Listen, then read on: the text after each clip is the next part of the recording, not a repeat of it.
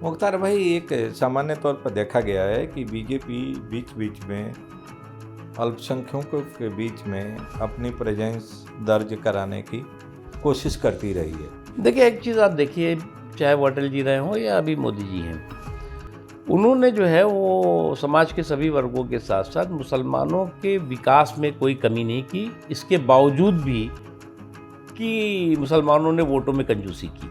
तो यही तो डर इंडिया अलायंस की पार्टियों को है और जो बीजेपी के विरोधी लोग हैं उनको है कि अगर बीजेपी सत्ता में रहेगी और बीजेपी की अगर ताकत बढ़ेगी तो वो संविधान बदल देंगे। इसी कुनबे के कुंड और कन्फ्यूज़न के झुंड में जो कैद कांग्रेस पार्टी है, उसको ये समस्या ही यही है। इंडिया अलायंस की पार्टियों को है और जो बीजेपी के विरोधी लोग हैं उनको है कि अगर बीजेपी सत्ता में रहेगी और बीजेपी की अगर ताकत बढ़ेगी तो वो संविधान बदल देंगे। इसी को लेके 2024 का पूरा चुनाव लड़ा गया, उसमें बीजेपी को नुकसान भी हुआ। जो 400 पार का नारा था वो घट के 240 पर आके रह देखिए, गया।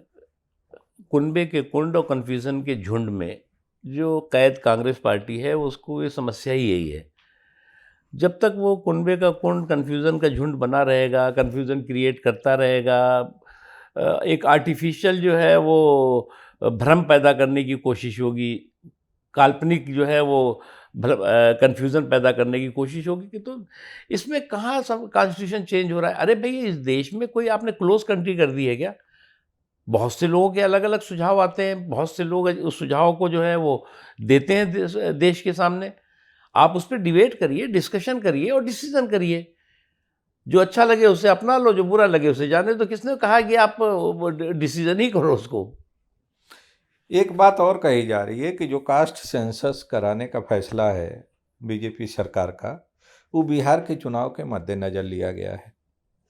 क्योंकि बीजेपी की जो केंद्र की सरकार थी वो तो कास्ट सेंसस के खिलाफ थी और पूरे 2 साल तक खिलाफ रहे और अचानक फिर एकाएक एक फैसला हुआ कि नहीं, अब हम कास्ट सेंसस भी कराने जा देखिए, रहे हैं। मैं इसकी टेक्निकल चीज़ बताता हूँ आपको।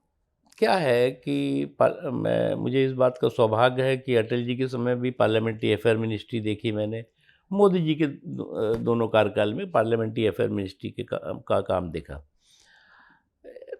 जो जनगणना है, वो 2011 वाली अभी चल रही है, बल्कि कभी-कभी तो 2001 ही वाली जो है वो घूमती फिरती रहती है।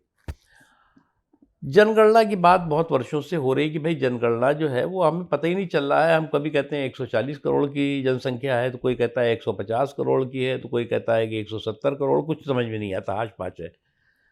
अगर आप 2001 की जनगणना ही मान रहे हैं अभी भी और उसके आधार पे पंचवर्षीय योजनाएँ बनती जा रही हैं, थोड़ा-सा एरर दे करके कि साहब 10% बढ़ा दो, 5% बढ़ा दो, या 2011 की मान रहे हैं, तो आज 25 में चल रहे हो भैया। तो अब जनगणना के साथ-साथ कास्ट का जो है उसमें कॉलम कर दिया गया है। क्योंकि मंडल कमीशन के बाद कास्ट का कोई बहुत साइंटिफिक तरीके से कास्ट का जो है वो आकलन नहीं हुआ। मंडल कमीशन के बाद नहीं हुआ। उस समय भी कैसे हुआ था मुझे तो याद नहीं है। तो ये एक बड़ा वो है और इसकी प्रक्रिया जो है वो 2017 से चल रही है। मैं इसलिए आपको इस प्रोग्राम में पहली बार बता रहा हूँ। 2017 से जो है वो मोदी जी इस बात के हमेशा पक्षधर रहे कि भाई हमें जनगणना करनी चाहिए और उसके साथ-साथ हमें उसका कास्ट कॉलम भी करना चाहिए, क्योंकि उसमें लेके बहुत कन्फ्यूज़न है। क्योंकि ये बहुत बड़ी प्रक्रिया है, बड़ा भारी देश है। हमारा देश जो है वो हर 2 महीने में कहीं न कहीं चुनाव होता रहता है, तो उसका भी एक हर्डल होता है। भई ये एक समय था कि चलो पूरे देश में हम 4 महीने में हम पूरी जनगणना खत्म कर देंगे, लेकिन अब तो हो नहीं सकता। मतलब आप अगर दिल्ली में शुरू करोगे तो पता लगा कि हरियाणा में चुनाव चल रहा होगा, तो आपका ये 2 हाँ, महीने। कहीं ना कहीं चुनाव होता हाँ, रहता है। तो हाँ। ये है वन नेशन वन इलेक्शन की बात इसीलिए आ रही है। हम्म। तो इससे इलेक्शन का कोई लेना-देना नहीं, ये होना चाहिए था। और अब कांग्रेस हो या कोई और लोग हो तो क्रेडिट लेते रहते हैं भई। वो क्रेडिट की जो उनकी हड़बड़ी है, उनकी से जो है वो गड़बड़ी का कारण बन जाती है। तो वो करने दीजिए, लेकिन मैं मानता हूँ कि ये एक अच्छी पहल है और इससे चुनाव का कोई लेना-देना नहीं है। मुख्तार भाई, एक सामान्य तौर पर देखा गया है कि बीजेपी बीच बीच में अल्पसंख्यकों के बीच में अपनी प्रेजेंस दर्ज कराने की कोशिश करती रही है। वो आप लोगों के समय से ही चल रहा है, लेकिन आप लोगों का तरीका अलग था। आप लोग एकदम उसको डिवाइड करके नहीं करते थे, एक इंटीग्रेटेड कोहेसिव सोसाइटी के रूप में लेकर चलते थे। पिछले कुछ वर्षों से देखा जा रहा है कि बहुत ओपनली जिसे बाकी दल करते थे वैसे बीजेपी भी एफर्ट कर रही है। तमाम अलग अलग मोर्चे बना दिए गए हैं।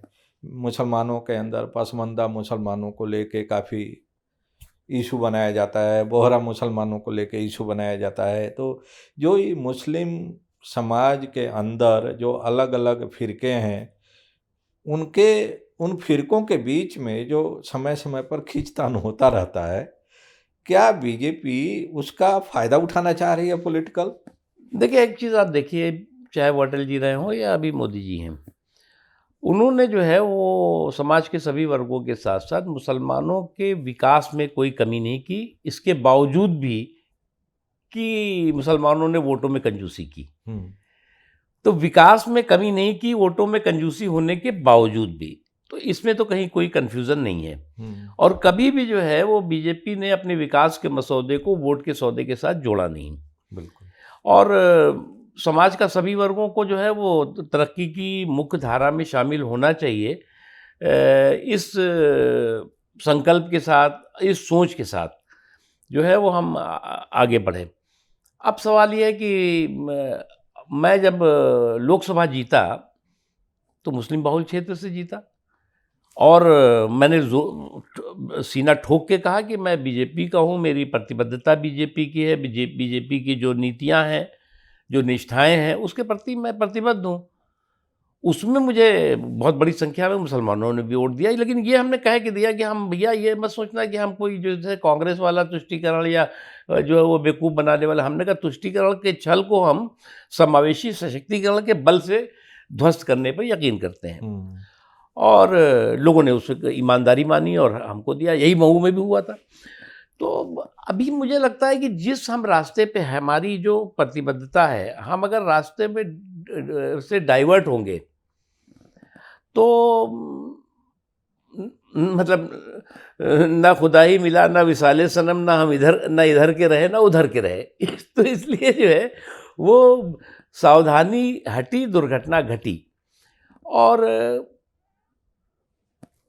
समाज में कोई भी वर्ग हो, कमज़ोर तबका है, गरीब तबका है, पिछड़ा तबका है, तो उस तक विकास की रोशनी पहुंचनी चाहिए। और इस दौरान मोदी जी के समय में भी सभी समाज के हिस्सों को इसका फ़ायदा हुआ है। लेकिन ये एक एक्सपेरिमेंट अपने नीतीश कुमार जी ने एक बार किया है पसमानदा के नाम पे। वो उस एक्सपेरिमेंट में जो है वो असफल रहे, क्योंकि कुछ लोग आके ज़रूर कहेंगे कि साहब ज़रा इस नाम पे कर लीजिए, इस नाम पे कर लीजिए।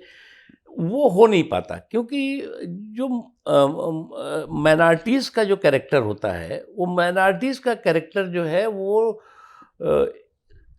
जो राजनीतिक जो जब आती राजनीतिक पहलुओं पर जो है वो यूनाइट हो जाता है 90%।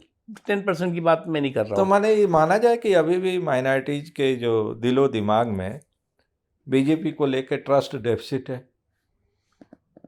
मैं मानता हूँ पूरी तरह से तो नहीं है, कुछ जो है वो हल्का फुल्का जो है वो ब्रेक हुआ है। इसीलिए हमने कहा ना कि मोदी जी ने कोई विकास में जो है वो कमी नहीं की, लेकिन अभी भी वोटों में कंजूसी का काम चल है।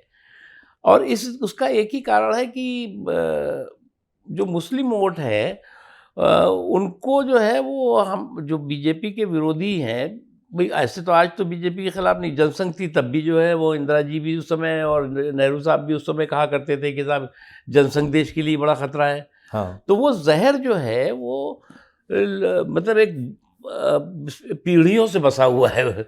उस जहर को जो है वो डाइल्यूट होने में जो है वो थोड़ा समय लगेगा।